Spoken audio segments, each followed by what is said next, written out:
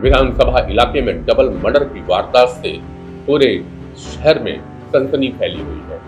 मैंने अधिकारियों से बात किया और त्वरित कार्रवाई करने का निर्देश दिया कि इस प्रकार की घटनाएं आगे न हो। छत्तीसगढ़ की राजधानी रायपुर में एक बार फिर से बवाल मच गया। विधानसभा इलाके में डबल मर्डर की वारदात से पूरे शहर में सनसनी फैली हुई है। घटना सोमवार रात करीब 8 बजे की है, जब भट्टी परिसर में सड्डो निवासी रोहित सागर उर्फ हनी की आमा सिवनी के नरेंद्र और सोनू साहू और उसके साथियों ने मिलकर हत्या कर दी। इसका बदला लेने के लिए कुछ ही घंटों बाद रोहित के साथियों ने सोनू के दोस्त हरीश साहू की हत्या कर दी। प्राप्त जानकारी के अनुसार आमा सिवनी देसी शराब भट्टी के अहाता में खालबाड़ा निवासी रोहित सागर उर्फ हनी अपने दोस्त सहदेव सोनी व अन्य के साथ बैठकर शराब पी रहा था। दोपहर करीब 2 बजे आमा सिवनी निवासी नरेंद्र उर्फ सोनू साहू भी अपने दोस्तों के साथ शराब पीने पहुंचता है। शाम करीब 4 बजे रोहित का नरेंद्र से झगड़ा हो जाता है। रोहित और उसके साथियों ने नरेंद्र से मारपीट की। इससे नाराज नरेंद्र अपने घर चला गया और शाम करीब 7:30 बजे नरेंद्र अपने साथियों के साथ फिर अहाता पहुंचा। वहां रोहित, मोहित, सहदेव और अन्य लोग पहले से थे। उन सभी पर नरेंद्र और उसके साथियों ने चाकू डंडे से हमला कर दिया। रोहित पर चाकू से कई वार किए गए। इससे वह बुरी तरह घायल हो गया और बाद में नरेंद्र और उसके साथी वहां से भाग निकले। घायल रोहित को अस्पताल ले गए, लेकिन डॉक्टरों ने उसे मृत घोषित कर दिया।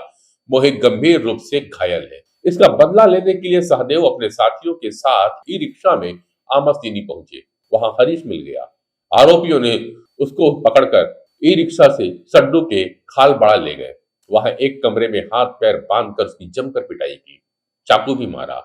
इससे उसकी वही मौत हो गई। बताते हैं कि रोहित और उसके साथी आदतन बदमाश हैं। अक्सर शराब भट्टी के अहाता में बैठकर ये शराब पीते। अहाता में शाम 4 बजे दोनों पक्षों के बीच मारपीट हुई थी, लेकिन इसकी जानकारी अहाता के मैनेजर ने पुलिस को नहीं दी। इससे पुलिस मौके पर पहुंचकर बदमाशों की धरपकड़ नहीं कर पाई। कहा जाता है कि समय पे जानकारी दी गई होती तो शायद यह घटना घटित होने से रुक जाती। रात में जब रोहित पर जानलेवा हमला हुआ तो पुलिस को बुलाया गया। अगर पहली घटना में पुलिस को सूचना मिल जाती तो दोनों पक्षों के बदमाशों को पकड़ लिया जाता। मृतक हरीश साहू के परिजनों ने मंगलवार की शाम राजधानी में विधानसभा रोड स्वर्णभूमि के पास रायपुर बलौदा बाजार मुख्य मार्ग को जाम कर दिया। सड़क के दोनों तरफ काफी लंबा जाम लगा। वाहनों की लंबी कतारें खड़ी दिखी। पीड़ित परिवार के परिजनों का आरोप है कि पुलिस ने उनसे बदसलूकी की और जाति सूचक गाली भी दी है। उनका कहना है कि जब तक पुलिस अपने कृत्यों के लिए माफी नहीं मांग लेती, थाना प्रभारी को निलंबित नहीं किया जाता, तब तक आंदोलन जारी रहेगा। पुलिस ने रोहित की हत्या के आरोप में नरेंद्र, सूरज उर्फ सोनू, केशव और प्रवीण गेंदले को गिरफ्तार किया। दूसरी ओर हरीश की हत्या के मामले में सड्डू के सहदेव सोनी और उसके भाई सोमनाथ सोनी, दीपक सोनी और रोशन तांडी को भी गिरफ्तार कर लिया है। कुल मिलाकर 11 लोग हिरासत में लिए गए हैं। पुलिस का कहना है कि मामले में कानून के मुताबिक कार्रवाई जारी है। मौके से प्राप्त साक्ष्यों के आधार पर आगे की कार्रवाई भी की जाएगी। दूसरी ओर इस डबल मर्डर को लेकर रायपुर में सियासत गरमा रही है। साहू समाज एकजुट होकर विरोध करने की तैयारी कर रहा है। इस मामले को लेकर कांग्रेस विधायक संदीप साहू कहते हैं कि समाज के लोग अब इकट्ठे होंगे और हम सभी रणनीति बनाएंगे कि आगे क्या करना है। तो रायपुर ग्रामीण के विधायक मोतीलाल साहू कहते हैं कि कांग्रेस ऐसी घटनाओं पे राजनीति ना करे। इस प्रकार की घटना सर्वथा निंदनीय है और ऐसी घटनाएं समाज को दूषित करने वाली है। हर इंसान चाहता है कि शांतिपूर्ण वातावरण हो, पर गलत दिशा में जाने के कारण नौजवान भटक रहे हैं। मुझे ज्ञात हुआ है कि ये दोनों पक्ष वहाँ किसी पुराने केस को लेकर के उस दिन पेशी में गए थे और लौटने के बाद ये इकट्ठे एक ही जगह पे शराब पीने के लिए इकट्ठे हुए और पीने के बाद में होश वास नहीं रहने के कारण ये आपसी रंजिश को उस दिन अंजाम दिए और इस पार्ट पे ही वहीं पर एक युवक का मृत्यु हो जाता है चाकू से वार करने के कारण। और उसके बाद में मुझे पता चला कि जो लड़का बीच बचाव करने की कोशिश कर रहा था, उसके नाम को जानते थे तो उनका नाम ले दिया, ऐसे जो जानकारी मिला है। और उसके कारण उसके परिवार में दबिश दिया पुलिस के द्वारा, और इधर परिवार में पूछताछ हो रही थी और उधर उस लड़के को किडनैप करके ले जा करके खालपाड़ा बीओसीपी में सड्डू में उनकी निर्मम हत्या हो जाती है।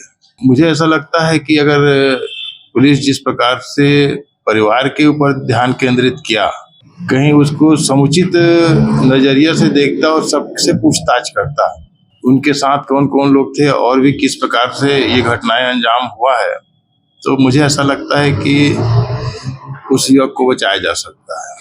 देखिए, समाज की नेता के हैसियत से बोलना अलग चीज है, कांग्रेस की नेता की तरफ से बोलना अलग चीज है। समाज अपना काम करेगा और राजनीति अपनी तरफ से होगी। अगर कांग्रेस की बात कहें तो कांग्रेस के समय में जिस प्रकार की घटनाएं घटी थी, मैं अभी इसको दोहराना नहीं चाहूंगा, क्योंकि जैसा भी हो, हत्या तो हत्या होता है, पीड़ा तो परिवार को होती है।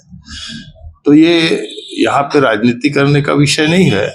यहाँ पे जो घटनाएं घटी है, इसमें किस प्रकार की रोकथाम हो सकती है, सरकार उसमें नियंत्रण कर रही है, लगातार उस दिशा में प्रयास जारी है कि इस प्रकार की घटनाएं आगे न हो। मेरे पास पीड़ित परिवार आया था और जितना मुझसे मदद करते बना उनको न्याय दिलाने के लिए मैंने किया, अधिकारियों से बात किया और त्वरित कार्रवाई करने का निर्देश दिया, और जिसके परिणाम स्वरूप लोग गिरफ्तार भी हुए और कुछ फरारी हैं उसको भी गिरफ्तार किया जाएगा और दोषियों को बख्शा नहीं जाएगा, न्याय मिलेगा पीड़ितों को।